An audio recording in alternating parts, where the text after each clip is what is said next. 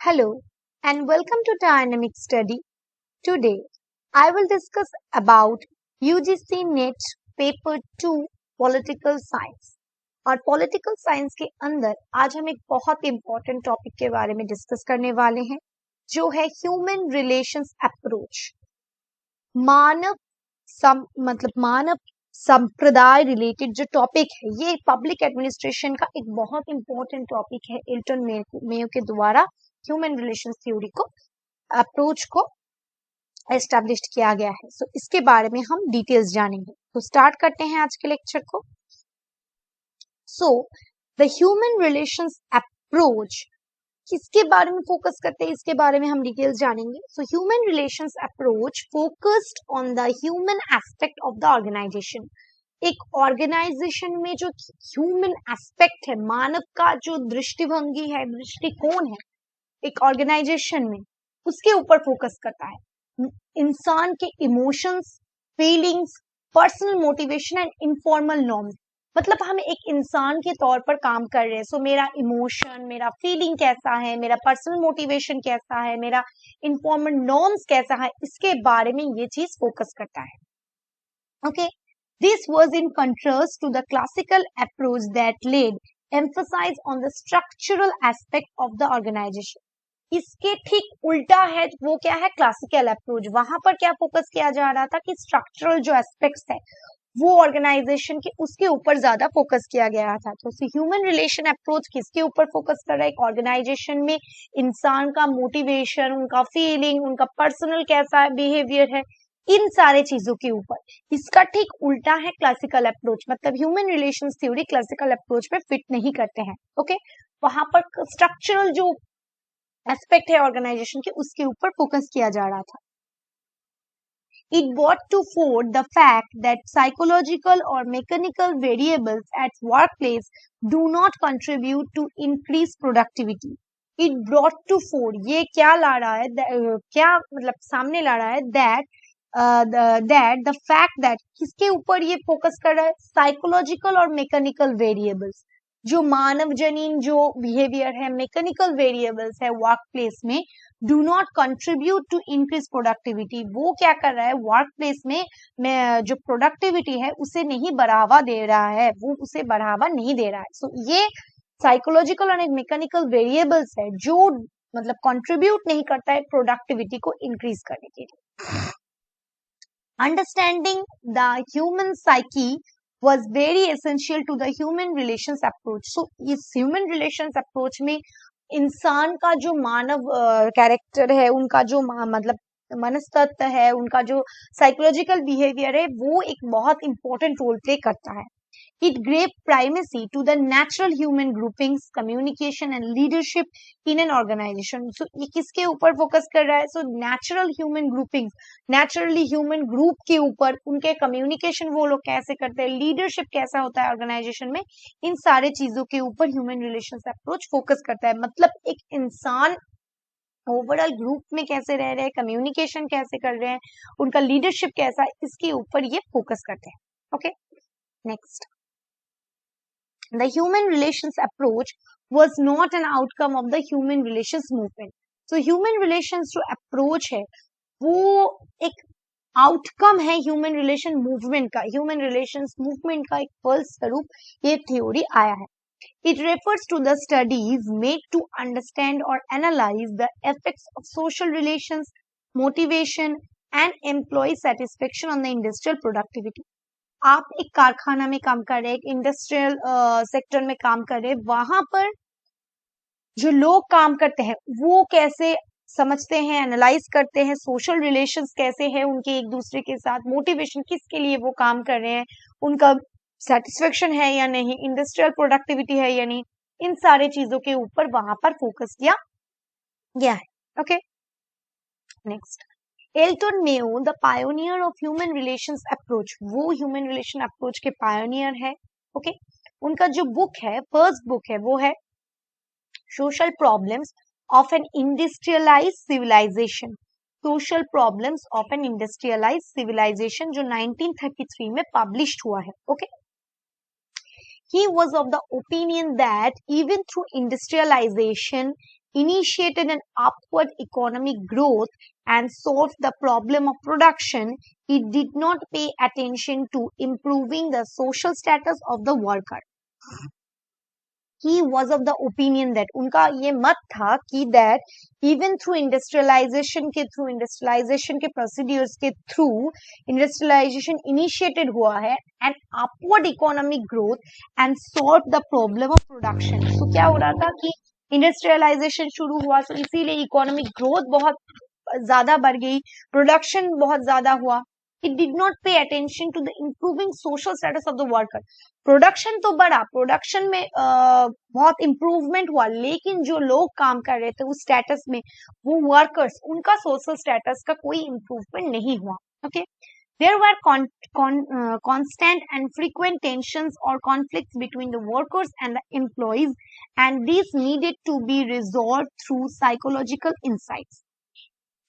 So there were constant and frequent tension. इसके ये related क्या हो रहा था, टेंशन, एक कॉन्फ्लिक्ट मतलब हो रहा था बिटवीन द वर्कर्स के बीच एंड एम्प्लॉयज के बीच, and this needed to be resolve through psychological insights के थ्रू इसे सॉल्व करना चाहिए. ओके, सो इसको कैसे हम सॉल्व करेंगे, साइकोलॉजिकल जो इंसाइट के थ्रू हम इस प्रॉब्लम्स को सॉल्व करना चाहिए. इंसान एक काम कर रहा है, उनका सोशियो इकोनॉमिक इम्प्रूवमेंट नहीं हो रहा वर्कर, तो इसके ऊपर फोकस करेंगे.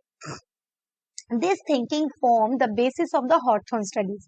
तो इस थिंकिंग के ऊपर बेस कर जो हॉर्थॉर्न स्टडीज किया गया वो हुआ. सो हॉर्थॉर्न स्टडीज के ऊपर मैं एक सेपरेट डिटेल वीडियो लाऊंगी. अभी हम मेन जो फोकस होगा वो होगा ह्यूमन रिलेशंस थ्योरी के ऊपर. ओके, नेक्स्ट देखते हैं. So Mayo primarily viewed industrial organization as a psychological, socio-psychological system with importance assigned to human resources, their behavior, emotions, sentiments and satisfaction.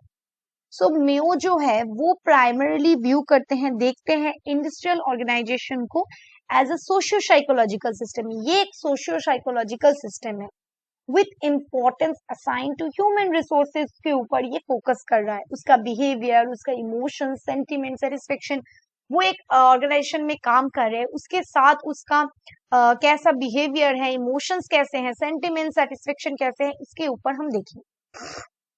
Mayo termed this approach of examining the behavior of workers and production capacity from the physiological, psychological and economical perspective as clinical method.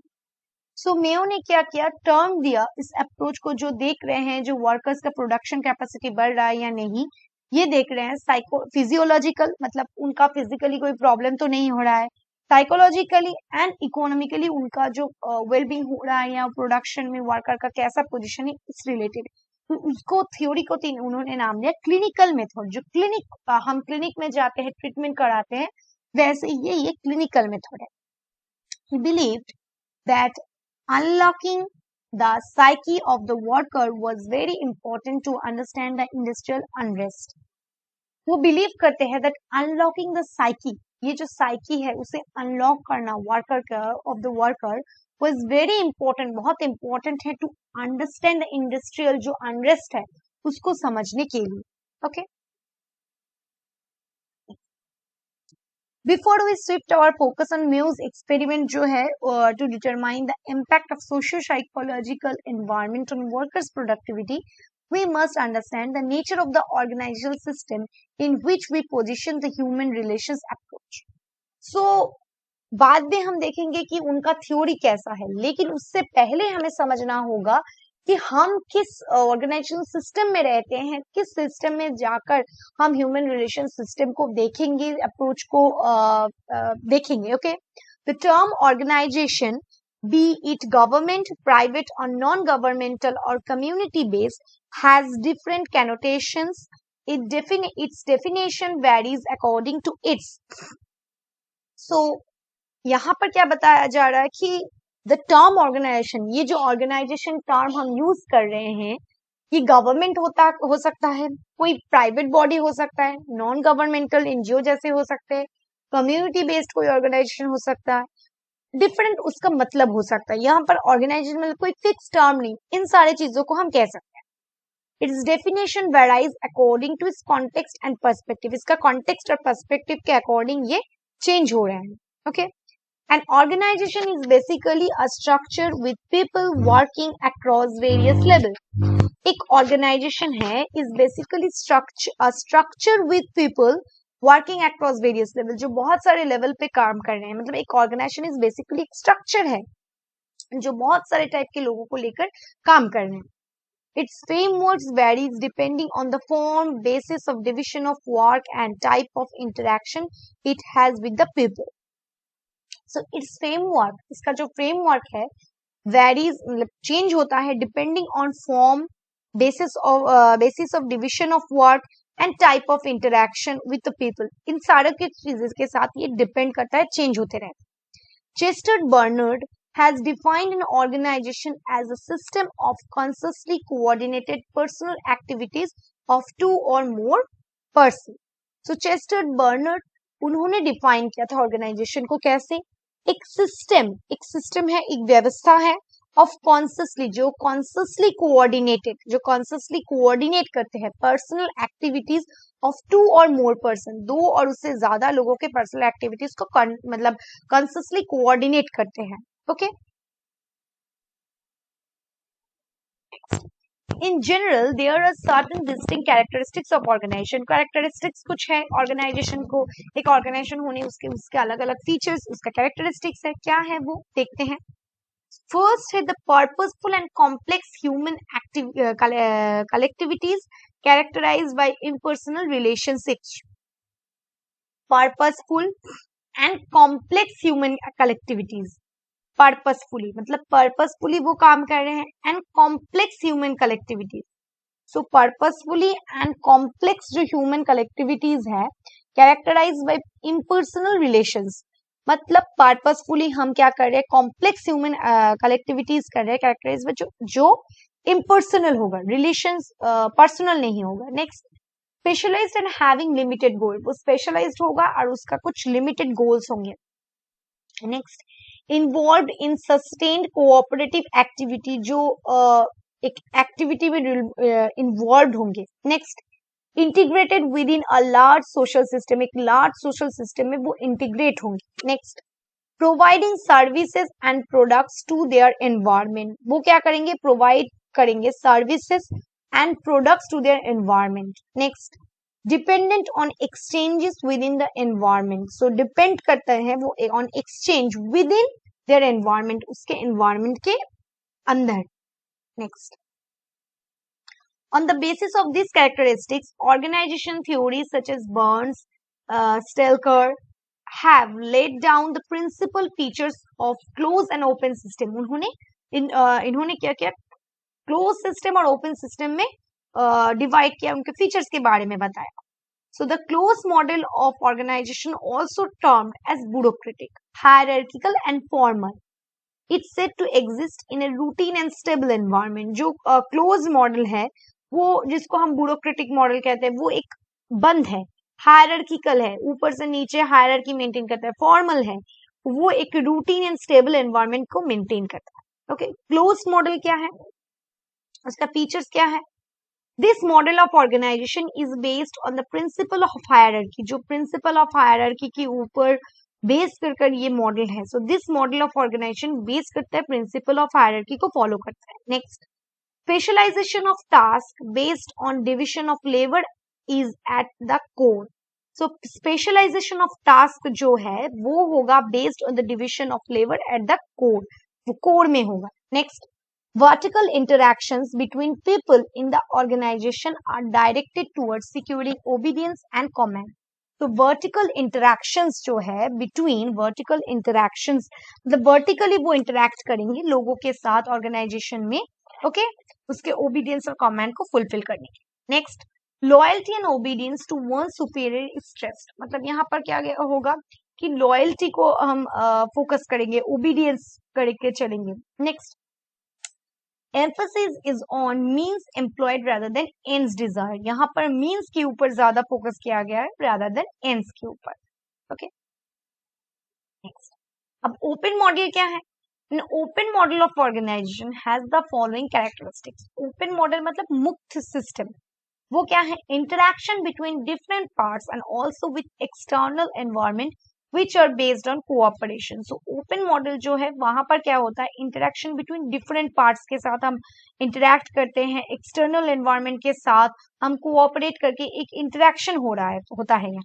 Next, focus on variables such as sentiments, emotion and informal norms. यहाँ पर क्या होता है कि focus किया जाता है जो वेरिएबल्स है जैसे कि सेंटिमेंट्स, हमारी इमोशन, इनफॉर्मल नॉर्म्स के साथ यहाँ पर डील किया जाता है. Specialized knowledge contributing to common task in the organization. Okay. Next, the style of interaction is directed toward accomplishment and advice rather than comment. So the style of interaction जो है is directed toward accomplishment and advice rather than comment. Okay, so ये जो style of interaction है is directed toward accomplishment and advice rather than comment. Okay. Next, interaction between people in the organization is majorly across horizontal. ये एक horizontal level पर होता है, मतलब एक ही level पर. Next, emphasis on sharing of responsibility. यहाँ पर responsibility share किया जाता है. Next, importance assigned to the ends or goals rather than the means. यहाँ पर ends और goals के ऊपर ज्यादा focus किया जाता है, means के ऊपर rather than means के ऊपर. Okay. Next. So Elton Mayo के एक्सपेरिमेंट्स के बारे में यहाँ पर हम जानेंगे. So एल्टन मेयो का जो एक्सपेरिमेंट्स है वो the early research conducted by Elton Mayo in 1923 in a textile mill near Philadelphia came to be known as the first inquiry. So Mayo का जो फर्स्ट एक्सपेरिमेंट था, जो फर्स्ट कंडक्ट किया था उन्होंने रिसर्च, वो 1923 में वो कहाँ किया था? टेक्सटाइल एक मिल है, एक कपड़े का मिल है जो फिलाडेल्फिया में है, वहां पर एक फर्स्ट इंक्वायरी उनका जो हुआ था. इन दिस यहाँ पर Mayo attempted to study the impact of fatigue and working conditions on production level. So यहाँ पर वो वर्किंग कंडीशंस कैसे फटीग हैं, ये सारी चीजों को स्टडी करने के लिए यहाँ पर आए थे. He conducted work at the spinning department of the textile mill. वो जो spinning होता है वहां पर उस डिपार्टमेंट में उन्हें टेक्सटाइल मिल में ये रिसर्च कंडक्ट किया था.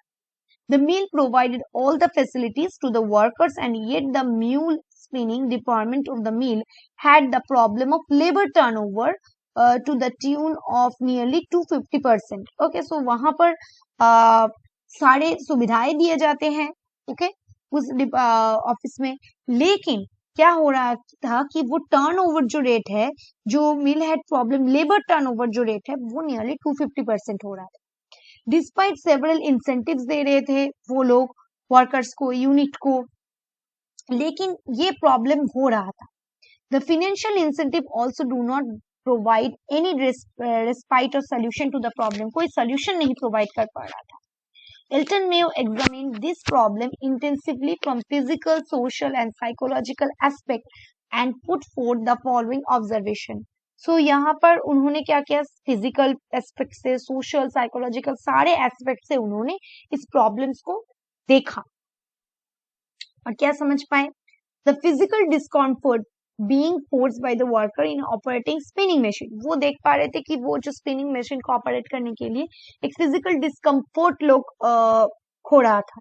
Okay, in term of covering a long distance to watch working of the machine when the frames move back and forth.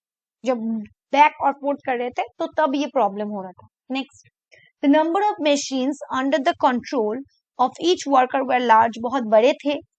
और क्या प्रॉब्लम था? लैक ऑफ कम्युनिकेशन था वर्कर्स में, due to noise emanating from the machine. क्योंकि machine में बहुत ज्यादा आवाज होती थी तो वो लोग एक दूसरे के साथ बात नहीं कर पा रहे थे. सो ये था एल्टन मेयो का जो फर्स्ट एक्सपेरिमेंट. सेकंड जो एक्सपेरिमेंट था हॉर्थॉर्न, उसके बारे में मैं एक डिटेल्ड वीडियो करूंगी जहां पर मैं एल्टन मेयो के जो ह्यूमन रिलेशंस अप्रोच के जो बेस है हॉर्थॉर्न एक्सपेरिमेंट्स, उसके बारे में मैं वहां पर बताऊंगी. यहाँ पर ह्यूमन रिलेशंस थ्योरी का जो बेसिक्स है उसको बताया, सिस्टम के बारे में बताया, ओपन सिस्टम, क्लोज सिस्टम, सारे सिस्टम्स के बारे में बताया, और जो फर्स्ट एक्सपेरिमेंट है उसको यहाँ पर मैंने फोकस किया.